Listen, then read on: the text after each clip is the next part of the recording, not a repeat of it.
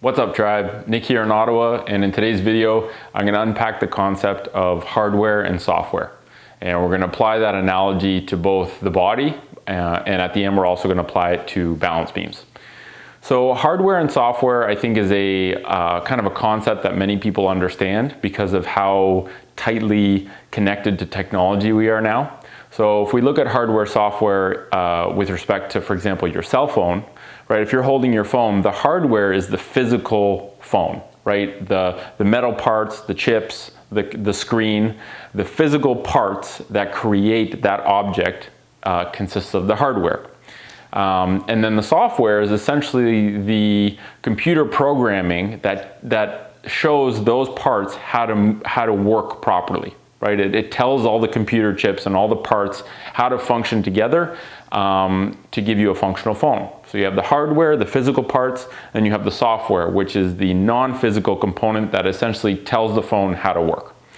Now, when it comes to the body, we also, this is an abstraction. It's a simplification of how the body works, but it can be helpful for getting a clear understanding of kind of how all the parts work together, and also giving you a good understanding of how to prioritize if you're trying to troubleshoot a problem, like an injury or a mobility problem. So when it comes to the parts are the physical elements of your body. So you have your joints, the joint capsules, tendons, muscles, so your physical parts. And a lot of people are missing prerequisite amounts of mobility, of movement at their parts because of what they've done with their bodies. So if you spend a lot of time in one static position, like sitting, your parts start to not be able to move as much, right? They kind of get stuck in the position you expose your parts to most frequently, right? So if you have a cast on your arm's in a bent position, your parts will kind of seize up and get stuck there. And you have to start getting the hardware moving again after you get out of the cast. Now, so that's hardware. That's how much do your parts move. Software is how well does your brain tell those parts how to move. And the interesting thing is the brain's very good at adapting to what's available to it in terms of motion. So if you have a joint that is stuck, your brain essentially has to update its software to learn a new way to control that joint within the new range that it's capable of expressing. So if you lose mobility at a joint, your brain says, okay, well, we don't have those range of motions available anymore, so let's figure out how to tell that joint what to do based on what it is actually capable of doing. And so we get to this point where as our hardware mobility shrinks more and more and more, our potential for movement also shrinks more and more and more because the brain just works with whatever it has available. Now, when you're improving your body, it's you have to work on both at the same time, right? A lot of people are using hardware that's stuck, parts that are stuck, and so they have like this really old or really narrow band of software applied to it, right? They got like Windows 98. And we got to do an update. But in order to update the software, you first have to improve the hardware. So hardware always comes first. And hardware might mean working on your joint mobility, working to expand the amount of motion that you have available at for example, your hip joint. But really what allows you to sustainably keep that progress that you just worked so hard to make, right? You just spent 20 minutes working on your hip mobility. You don't want it to disappear tomorrow. So what you have to do to hit Control Save on that hardware upgrade is update the software, is teach that hip joint how to move and stay stable within the new range of motion you just freed up.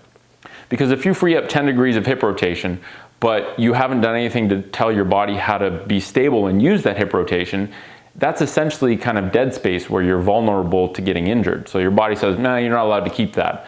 But by working on the software, by telling your body how to now use that new range of motion you just freed up, it allows you to keep it long term.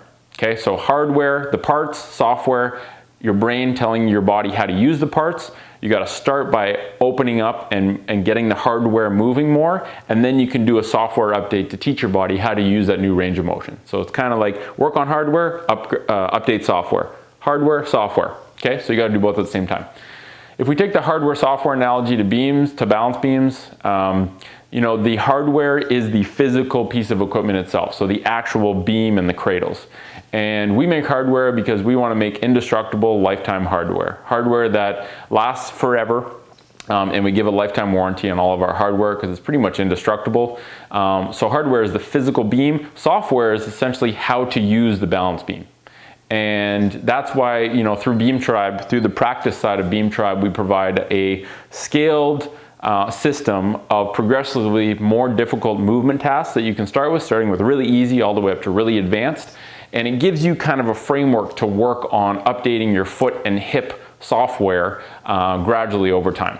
Okay, so that's software, hardware, or hardware, software. When it comes to the body, hardware is how much do your parts move, software is how well does your brain tell those parts how to move.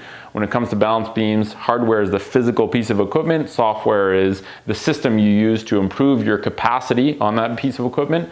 So hopefully that kind of concept gives you a little bit more clarity with understanding how to troubleshoot a joint mobility problem by also updating the software as you go. And yeah, thanks for listening. Hope that helps.